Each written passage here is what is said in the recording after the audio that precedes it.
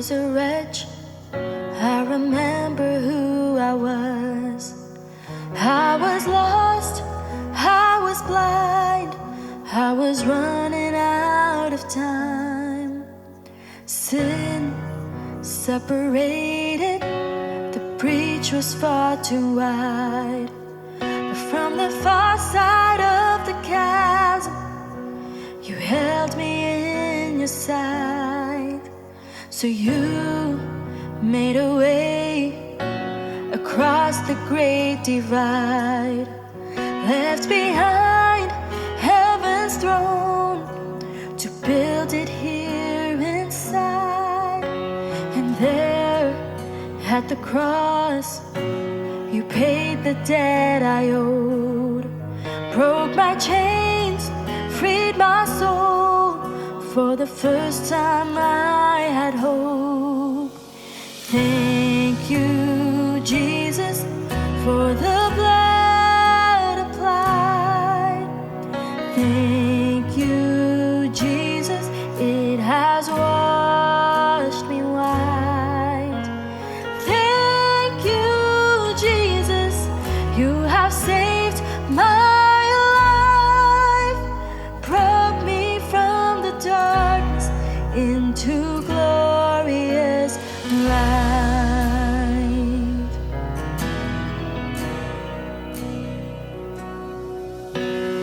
You took my place, laid inside my tomb of sin. You were buried for 3 days, but then you walked right out again. And now death has no sting, and life has no end. For I have been transformed by the blood of the Lamb. Thank you, Jesus, for the blood applied. Thank you, Jesus, it has washed me white. Thank you, Jesus, you have saved my life, brought me from the darkness into glorious light. There is nothing stronger than the wonder-working power of the blood,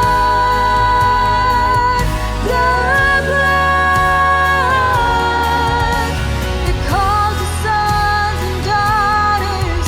We are ransomed by our Father through the blood,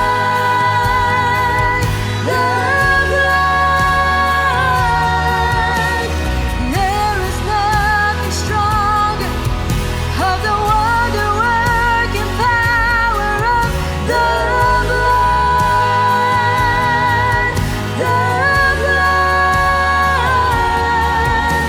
that calls us sons and daughters. We are ransomed by the Father through the blood,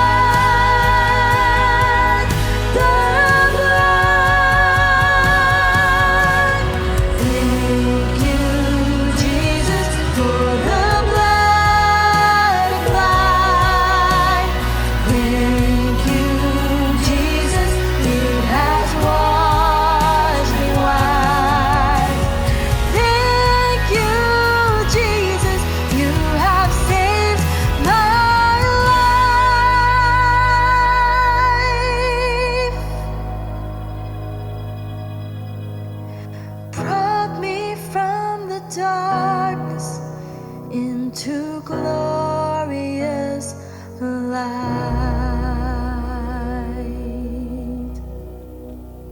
Glory to his name. Glory to his name. There to my heart was the blood applied. Glory to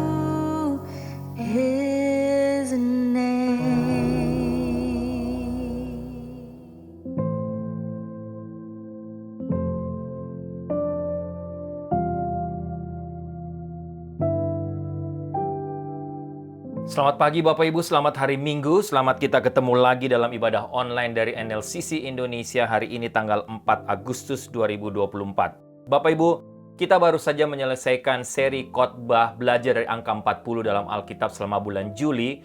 Dan mulai hari ini memasuki bulan Agustus, selama bulan Agustus kita akan memulai satu seri khotbah yang baru. Kita akan belajar sama-sama dari seri khotbah tentang pengampunan.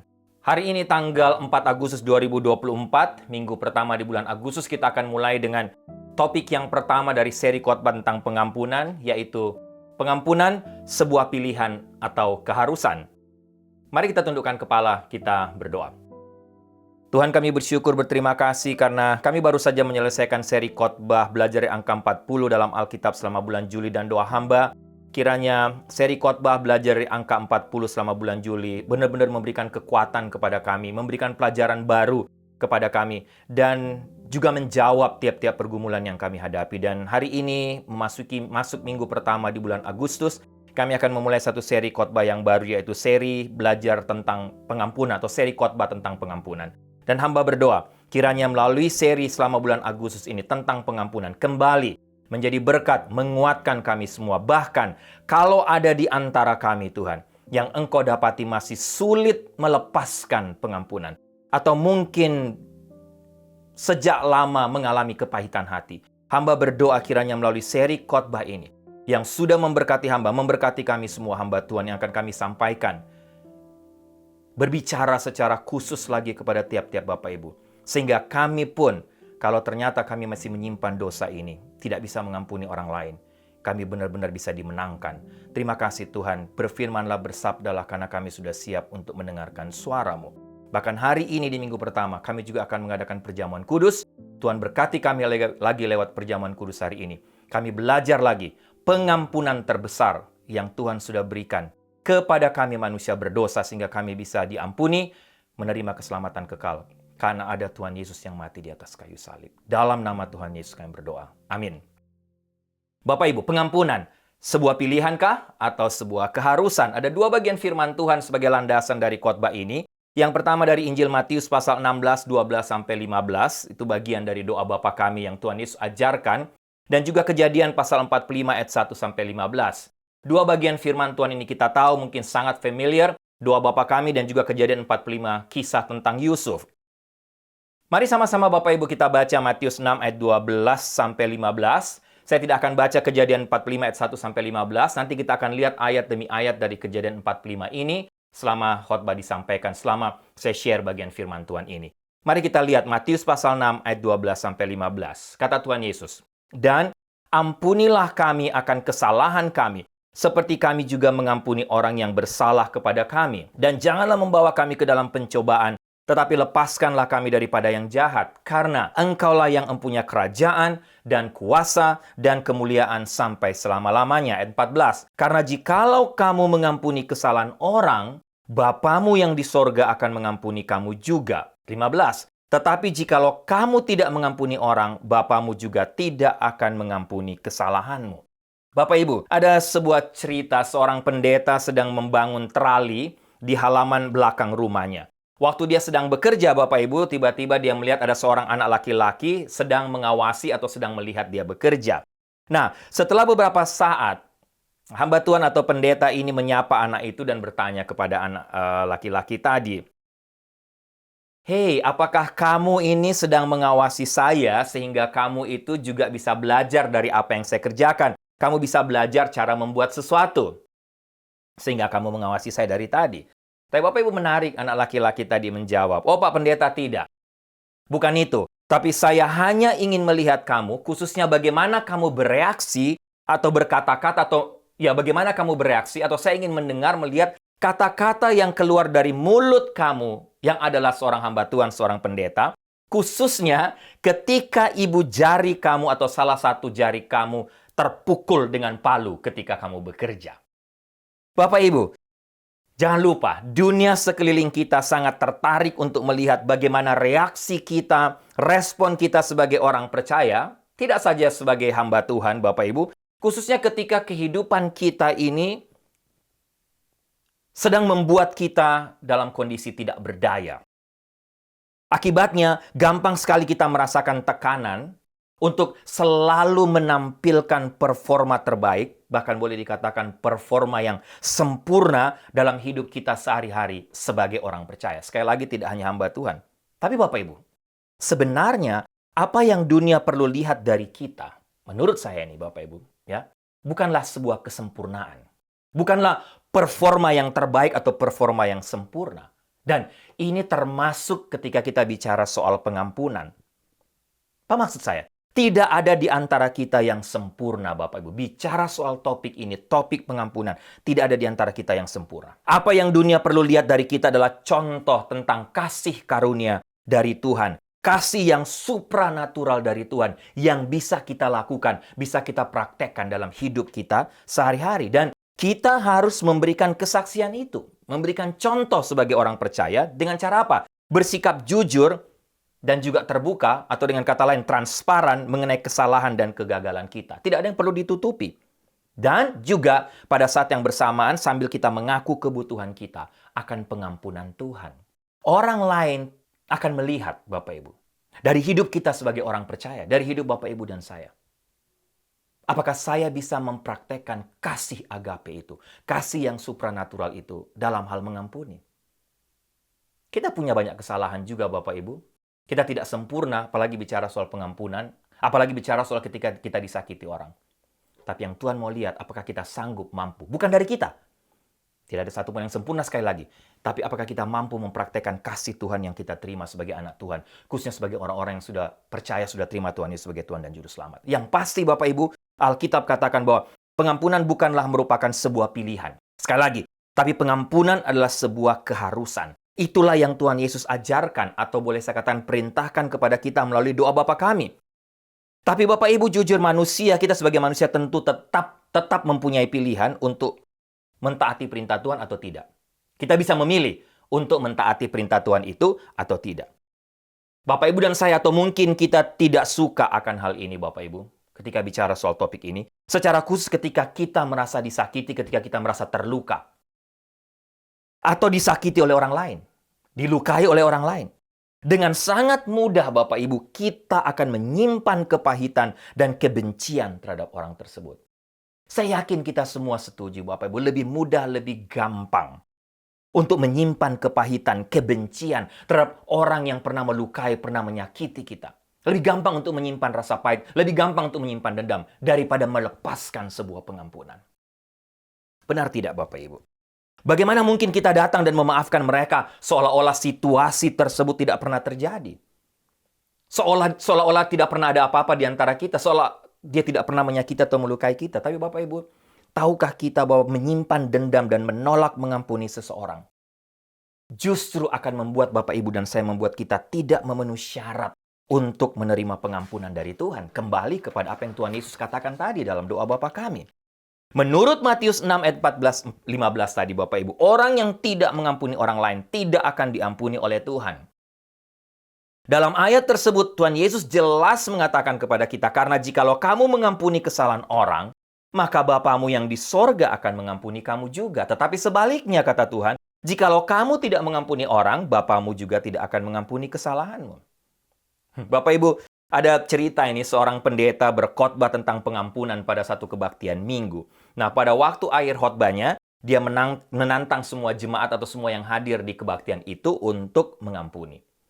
Barang siapa kalau ada di antara kalian yang belum bisa melepaskan pengampunan, inilah waktunya untuk melepaskan pengampunan. Tidak menyimpan rasa sakit hati, dendam, dan lain sebagainya. Dan Bapak Ibu, apa yang terjadi? Ceritakan, hampir 90% jemaatnya menerima tantangan itu dan katakan, ya Pak Pendeta, saya bersedia untuk mengampuni orang yang telah menyakiti saya, yang telah melukai saya, yang telah membuat saya sakit hati. Bapak Ibu, di antara orang-orang yang mau mengampuni, yang mau bertobat tadi, ada seorang oma yang duduk di belakang, dia tidak meresponi khotbah pendeta. Jadi Pak Pendeta tentunya penasaran Bapak Ibu, sehingga kebetulan namanya Oma Pauline ya. Tidak ada sangkut pautnya dengan yang bernama Pauline atau Oma Pauline, siapapun bernama Pauline yang sedang menonton atau mengikuti ibadah ini. Pak Pendeta datang dan katakan, Oma Pauline, apakah Oma tidak mau mengampuni musuh-musuh Oma? Kenapa kok Oma Pauline tidak berdiri? Semua orang bersedia untuk mengampuni, melepaskan pengampunan, kenapa Oma tidak? Oma Pauline menjawab kepada Pak Pendeta, Bapak Ibu. Pak Pendeta, Oma ini atau saya ini sudah berusia 92 tahun. Dan saya tidak punya seorang musuh pun. Penasaran Pak Pendeta, siapa manusia yang tidak punya musuh, Bapak Ibu? Pendeta tanya kembali, bagaimana Oma Pauline bisa melakukannya? Apa rahasianya? Sehingga selama 92 tahun ini Oma Pauline nggak pernah punya musuh. Bapak Ibu, Oma Pauline juga lanjut menjawab. Oh, simple Pak Pendeta, sangat sederhana. Saya ini sudah hidup lebih lama dari semua musuh-musuh saya. Saya sudah hidup lebih lama dari semua orang yang saya ingat yang pernah melukai saya, yang pernah menyakiti saya. Mereka semua sudah gone, Pak Pendeta, sudah meninggal.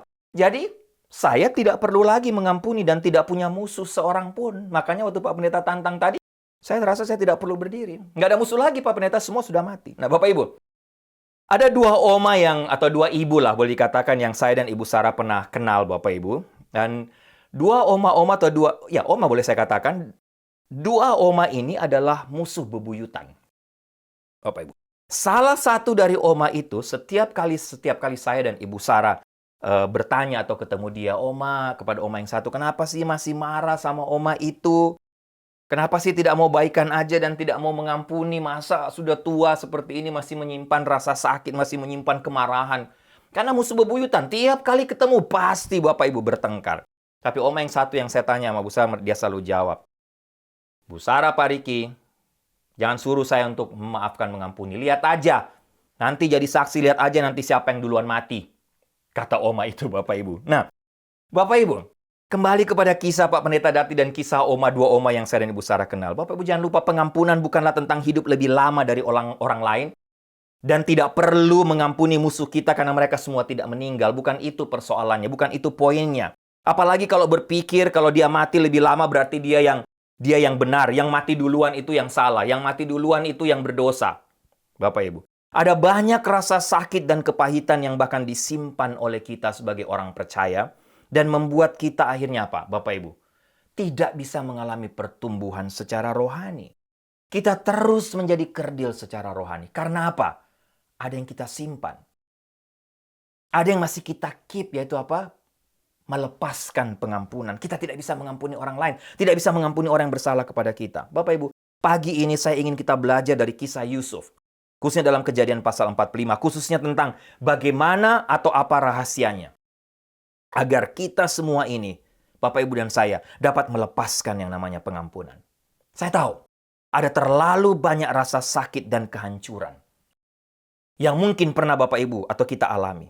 Khususnya ada terlalu banyak rasa sakit dan kehancuran di tengah banyak keluarga saat ini. Dalam masa sekarang ini Bapak Ibu. Sehingga situasi inilah yang memotivasi saya dan Ibu Sarah untuk berbicara sedikit lagi. Berbicara tentang apa artinya memaafkan, apa arti pengampunan. Yang kita akan belajar mulai hari ini Bapak Ibu. Tentang pengampunan, apakah sebuah pilihan atau sebuah keharusan. Kiranya sekali lagi seri khotbah pengampunan ini berbicara kepada kita semua, kepada Bapak Ibu. Bapak Ibu, ada banyak orang yang mengatakan bahwa mereka adalah orang Kristen, mereka orang percaya, bahkan katakan saya sudah born again. Tapi rupanya masih banyak dari mereka, bahkan mungkin kita, yang masih terus hidup dengan kepahitan hati. Masih hidup dengan kebencian, masih hidup dengan dendam, masih hidup dengan luka batin. Walaupun kita juga tahu, Tuhan Yesus banyak kali atau sudah tahu Tuhan Yesus banyak kali mengingatkan tentang hal ini. Bapak Ibu garis bawahi, kasih tidak mengingat kesalahan yang telah dialaminya.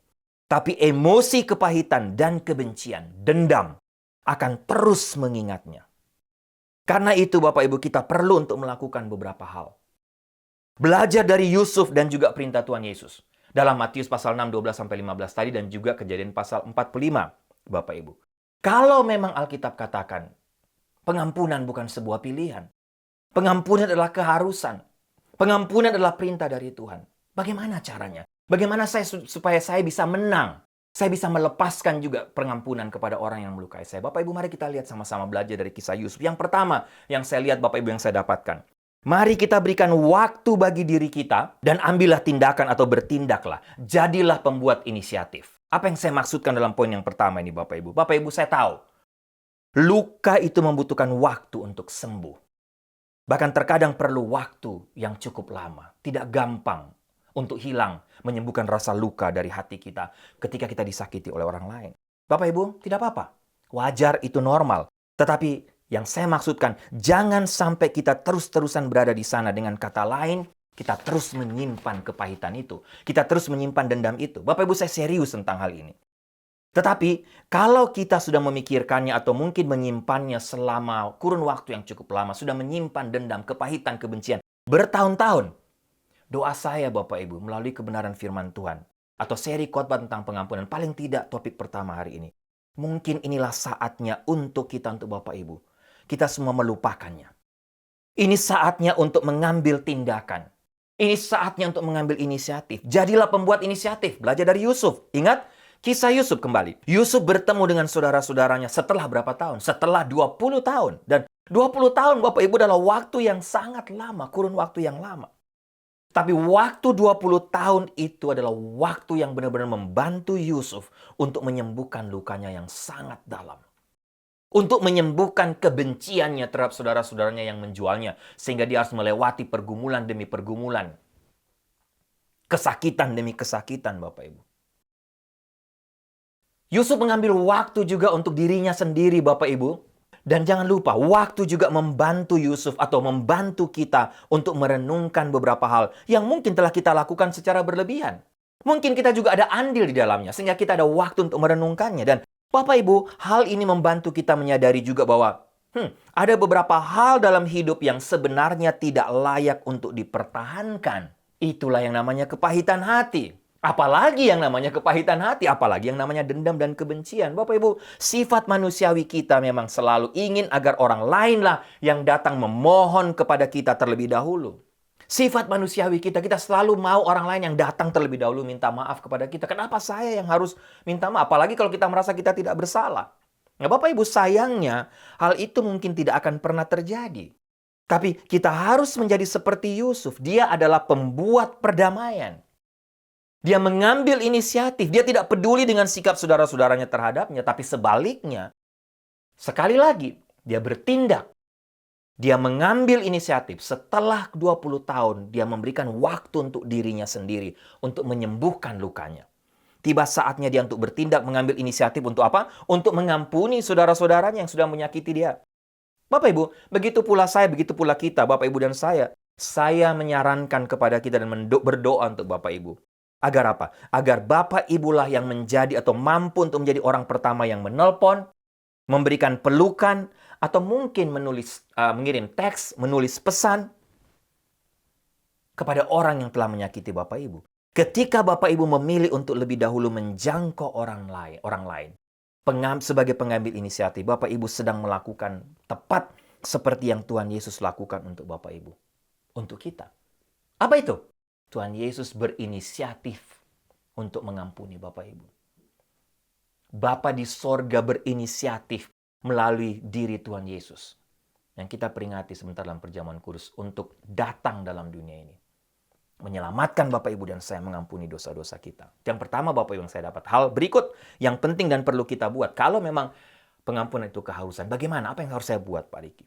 Yang kedua, bongkarlah akar kepahitan dan bicarakanlah Bapak Ibu secara terbuka. Pengampunan bukan berarti mengabaikan masalah atau menghindari masalah. Faktanya Bapak Ibu, Yusuf mengingatkan saudara-saudaranya tentang tindakan mereka. Lihat, sekali lagi belajar dari kisah Yusuf. Ketika dia berkata di ayat 4. Yusuf katakan apa? Akulah Yusuf, saudaramu yang kamu jual ke Mesir. Bapak Ibu, di sini Yusuf tidak berusaha untuk mengecilkan atau menyembunyikan kebenaran. Tapi dia juga menyalahkan saudara-saudaranya. Dia berkata kepada mereka, inilah yang memisahkan kita. Tapi aku bersedia mengampuni dan memulai semuanya dari awal lagi. Akulah Yusuf, saudaramu yang kamu jual ke Mesir. Bapak Ibu, kita perlu berhati-hati memang dalam melakukan hal ini, khususnya berbicara tentang membongkar akar kepahitan dan membicarakannya kepada orang lain. Khususnya, kita harus benar-benar jaga hati-hati dengan cara di mana kita tidak menghakimi. Dalam hal membongkar kepahitan kita harus jaga untuk kita tidak menghakimi. Karena tidak ada gunanya Bapak Ibu menghakimi dan mengulangi permasalahan. Sepertinya, hati-hati makanya saya katakan seolah-olah kan Yusuf membongkar kembali atau mengulangi permasalahan. Hanya untuk apa Bapak Ibu? Untuk membuat diri kita terlihat baik atau benar. Hati-hati. Justru yang harus kita lakukan adalah kita perlu menjelaskan. Yang saya maksudkan membongkar kepahitan bukan untuk mengangkat atau mengulangi permasalahan, untuk menghakimi. Tapi untuk kita menjelaskan isi hati kita kepada orang yang bersangkutan dan apa yang sudah kita simpan selama ini. Bapak Ibu, kita perlu bicarakan, kita perlu terbuka. Misalnya, Ricky, saya sudah terlalu lama memendam kepahitan di hati saya dan saya jujur, saya sulit sekali untuk memaafkan. Saya sudah simpan cukup lama dendam ini. Terbuka Bapak Ibu. Bapak Ibu, saya tahu sekali lagi, mengampuni, memaafkan memang tidak mudah. Tapi jika kita tahu bahwa ini adalah perintah Tuhan yang harus kita lakukan, bukan pilihan. Apalagi sebagai anak Tuhan, sebagai orang percaya, orang yang sudah born again, orang yang sudah mengalami pembaharuan dari Tuhan, dengan kata lain, telah dilahirkan kembali. Harusnya datang dengan sendirinya dalam hati kita.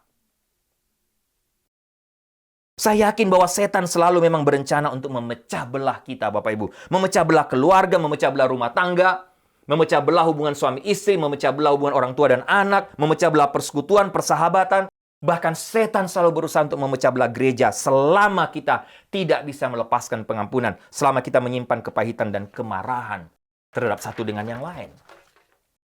Iblis tidak harus menjerat kita atau Bapak Ibu dengan melakukan dosa-dosa apapun yang tercatat dalam Alkitab. Yang dia butuhkan hanyalah memberi kita satu hal. Apa itu? Membuat Bapak Ibu dan saya, membuat kita merasa jika kita harus mengampuni, itu adalah big deal. Bahkan sesuatu yang mustahil. Tidak mungkin saya melepaskan pengampunan. Saya terlalu sakit. Hati saya terlalu luka. Bapak Ibu, mungkin itulah alasan mengapa Yesus mengatakan bahwa kita akan diampuni. Bapak Ibu dan saya akan diampuni hanya jika kita mengampuni terlebih dahulu kesalahan orang lain.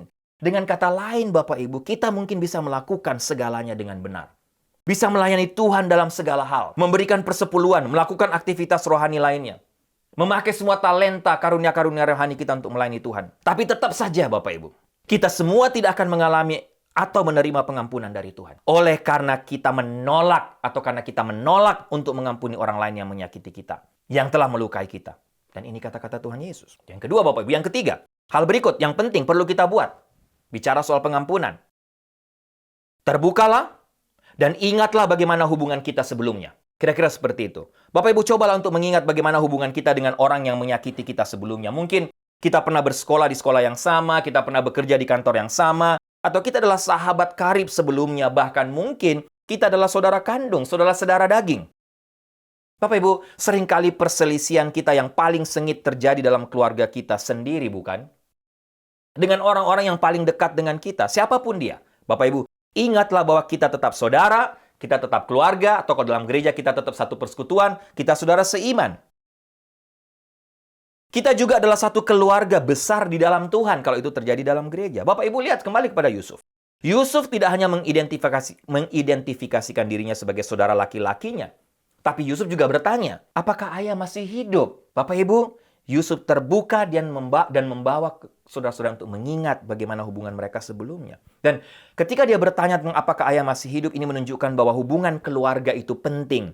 Entah itu keluarga sedarah, ataupun juga keluarga seiman, keluarga sepersekutuan dalam gereja. Bapak Ibu, dalam Injil Matius, Yesus berkata, kita tahu bagian ini. Jika kamu membawa pemberianmu ke altar dan di sana teringat bahwa saudara laki-laki atau perempuanmu berselisih paham denganmu, tinggalkan pemberianmu di altar. Dan apa Yesus katakan? Pergi. Berdamailah dulu dengan saudara laki-laki atau perempuanmu. Kira-kira seperti itu Tuhan Yesus katakan dalam bahasa sehari-hari. Dan baru kemudian datang dan persembahkan pemberianmu. Bapak Ibu, tampaknya Tuhan Yesus mengatakan bahwa yang lebih penting daripada datang menyembah Dia, memberikan persembahan, adalah perlunya kita terlebih dahulu melepaskan yang namanya pengampunan. Mengampuni mereka yang bersalah kepada kita, yang telah melukai kita. Kita harus mengampuni terlebih dahulu sebagai anak Tuhan, sebagai orang percaya. Langkah berikutnya Bapak Ibu, yang keempat. Apa yang saya dapatkan, saya belajar Bapak Ibu. Bersedialah mengampuni meskipun kita adalah korbannya. Bapak Ibu, saya tidak mengatakan bahwa ketidakadilan apapun yang dilakukan orang terhadap kita tidak relevan. Atau seolah-olah kita melupakannya begitu saja. Kita mungkin telah terluka parah sekali lagi dan mungkin kita tidak akan pernah melupakan apa yang pernah terjadi. Begitupun Yusuf. Yusuf juga tidak pernah lupa Bapak Ibu. Ia justru mengingatkan. Lihat, ia mengingatkan saudara-saudaranya apa yang pernah terjadi. Apa yang dia bilang? Saya adalah saudaramu yang kamu jual ke Mesir. Tapi Bapak Ibu, dia atau Yusuf tidak pernah memendam kebencian, karena di ayat berikutnya Bapak Ibu bisa lihat dalam Kejadian 45, apa yang Yusuf katakan? Janganlah bersusah hati dan janganlah menyesali diri karena kamu menjual aku ke sini. Bapak Ibu lihat? Mungkin kita berkata, oh, tapi bukan saya yang salah, tapi orang lain yang salah. Dia yang salah, Pak Diki, bukan saya. Bapak Ibu, percayalah. Selama kita dalam mode itu, kesembuhan tidak akan pernah terjadi. Selama kita menunjuk orang lain, kita menuding orang lain, kita tidak mengintrospeksi, tidak melihat diri kita sendiri, sekali lagi Bapak Ibu, kesembuhan atau pengampunan itu tidak akan pernah terjadi. Kesembuhan buat kita pun tidak akan pernah terjadi. Saya mau Bapak Ibu pikirkan tentang ini. Yesus tidak melakukan kesalahan apapun, tetapi dia dipakukan di atas kayu salib. Sebentar sekali lagi kita akan memperingatinya dalam perjamuan kudus. Kitab suci mengatakan, mereka meludahi wajah Yesus dan bahkan ada yang memukulnya dengan telapak tangan. Bapak Ibu, dan kata sekarang menempeleng Yesus dan lain sebagainya. Lagi pula, Bapak Ibu, saya tidak mengerti bagaimana sampai setelah dilakukan seperti itu, Yesus pun masih berkata, Bapa, ampunilah mereka karena mereka tidak tahu apa yang mereka perbuat. Bapak Ibu, lihat. Saya tahu Bapak Ibu adalah sangat manusiawi jika kita berharap sesuatu yang buruk terjadi pada orang yang mungkin telah menyinggung perasaan kita. Wajar. Tapi dua kesalahan tidak akan pernah bisa menjadi benar. Ingat itu Bapak Ibu. Tuhan selalu hadir di tengah kehancuran. Belajar lagi dari Yusuf. Yusuf juga dapat melihat Tuhan dalam situasi mereka ketika dia mengatakan kepada saudara-saudaranya, sebab untuk memelihara kehidupanlah Allah menyuruh aku mendahului kamu ke sini. Bapak Ibu, tidak ada yang luput dari perhatian Tuhan.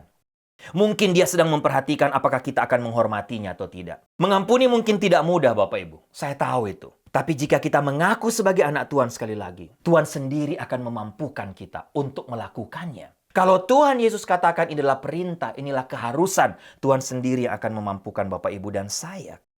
1 Yohanes pasal 4 katakan apa Bapak Ibu? Jika seorang berkata aku mencintai Tuhan dan membenci saudaranya, maka dia adalah pembohong. Karena siapa yang tidak mencintai saudaranya yang dilihatnya, tidak dapat mencintai Tuhan yang tidak dilihat.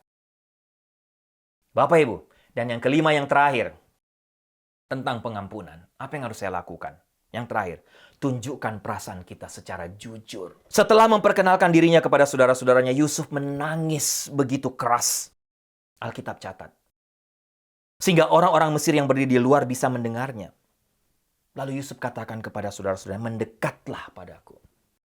Kepahitan yang menjauhkan saudara-saudara Yusuf dan saudara-saudaranya dalam 20 tahun terpecahkan ketika mereka diajak untuk dekat kepada Yusuf. Siapa yang bertindak? Siapa yang inisiatif? Yusuf. Bapak Ibu, demikian pula Bapak Ibu dan saya, kita harus berupaya untuk mengajak mereka yang mungkin telah menyinggung, menyakiti perasaan kita, untuk mereka datang lebih dekat kepada kita. Mereka mungkin takut dengan reaksi kita mungkin. Jadi kitalah yang harus menyampaikan undangan itu untuk lebih dekat, seperti Yusuf katakan kepada saudara-saudaranya.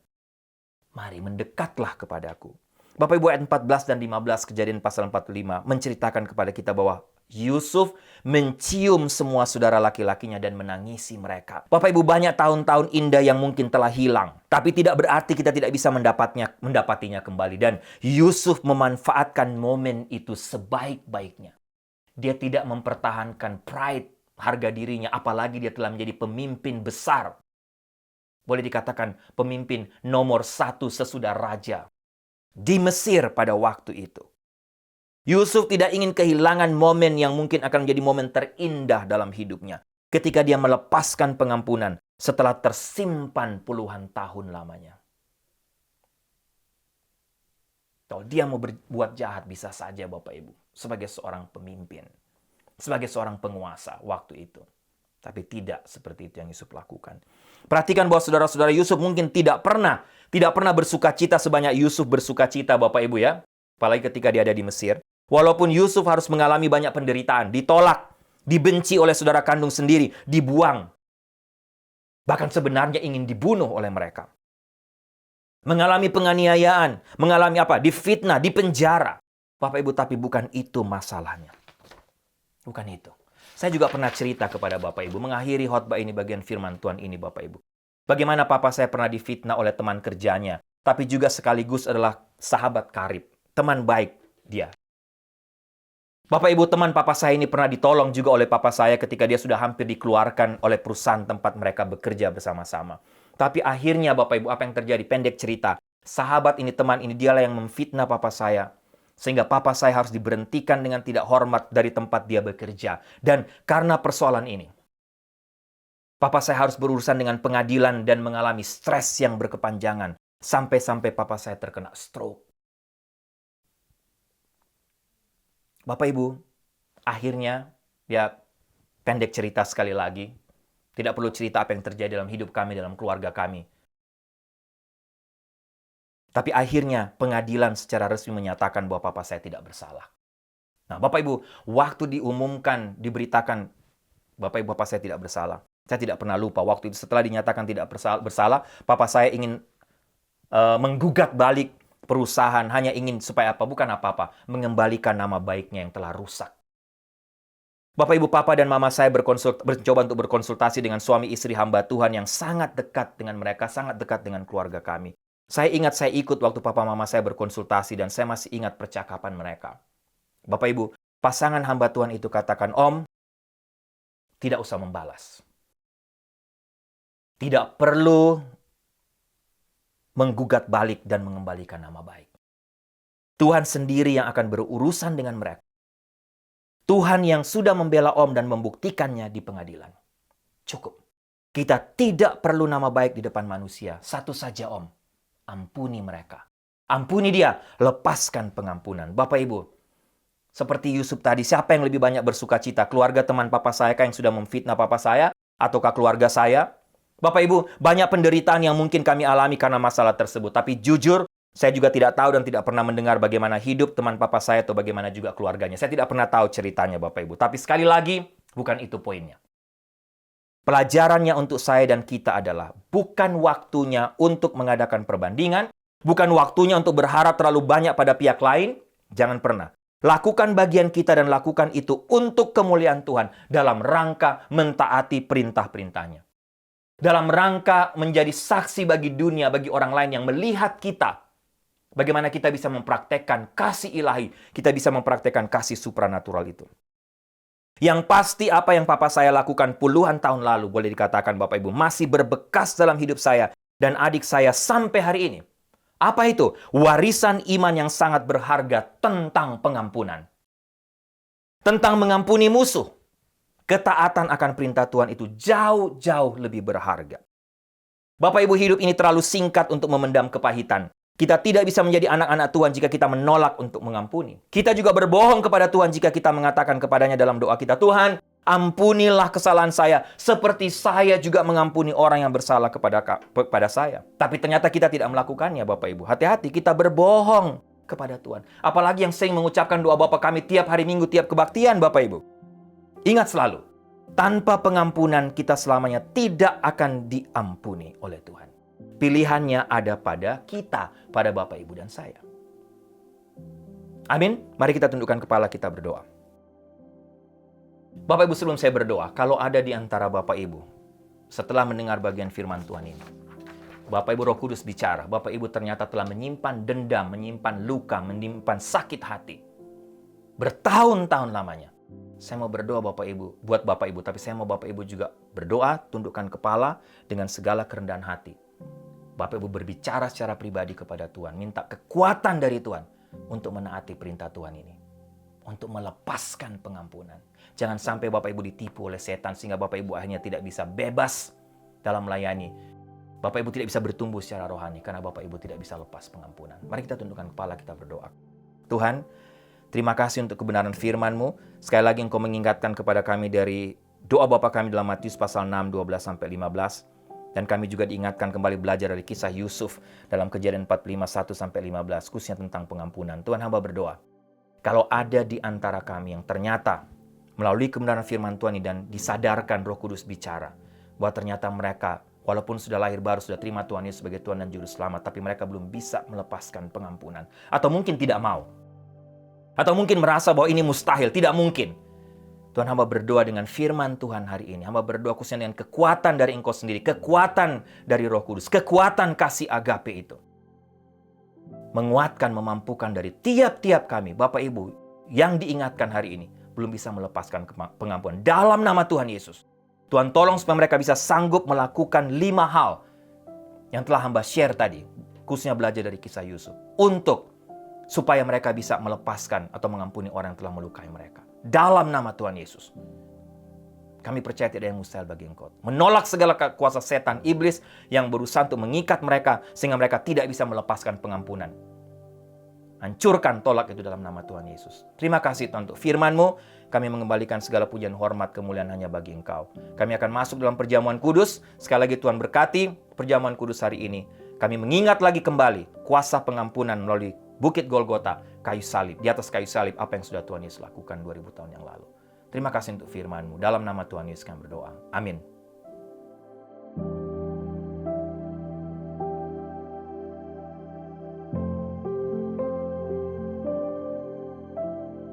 Bapak Ibu, mari kita siapkan hati untuk masuk dalam perjamuan kudus hari ini.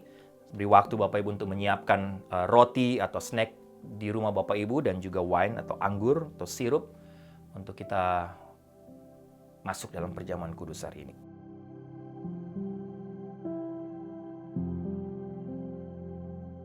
Bapak Ibu jemaat yang kekasih, roti yang kita pecah-pecahkan ini mengingatkan kita akan tubuh Kristus yang diserahkan bagi kita untuk menebus kita.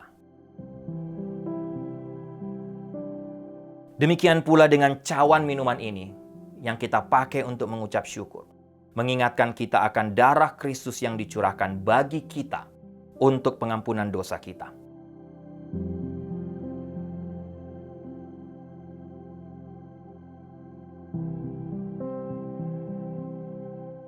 Bapak Ibu bisa mengangkat roti di tangan kanan Bapak Ibu.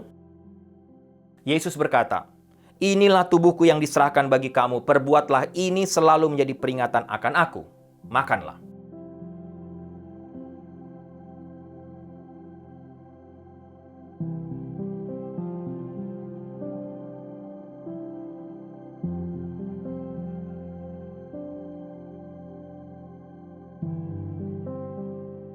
Bapak Ibu bisa mengangkat cawan di tangan kanan Bapak Ibu. Pada malam yang sama, Yesus pun mengangkat cawan dan berkata, "Cawan ini adalah perjanjian baru yang dimeteraikan oleh darahku. Perbuatlah ini setiap kali kamu meminumnya menjadi peringatan akan aku. Minumlah."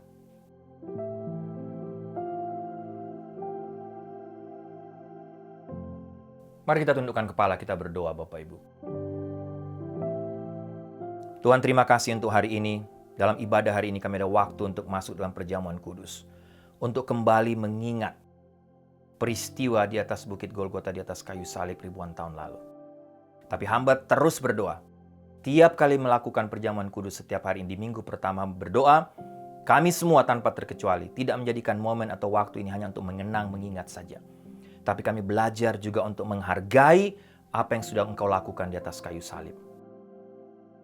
Hidup dalam kekudusan, hidup takut akan Engkau. Melayani Tuhan dengan serius. Tapi juga sesuai dengan topik hari ini. Minta kekuatan dari karya salib. Karya pengorbananmu di Bukit Golgota. Supaya kami pun bisa sanggup untuk melepaskan pengampunan kepada orang lain. Sebagaimana Engkau telah datang ke dalam dunia ini. Mati di atas kayu salib. Mengampuni dosa-dosa kami. Terima kasih Tuhan. Dalam nama Tuhan Yesus kami berdoa. Amin.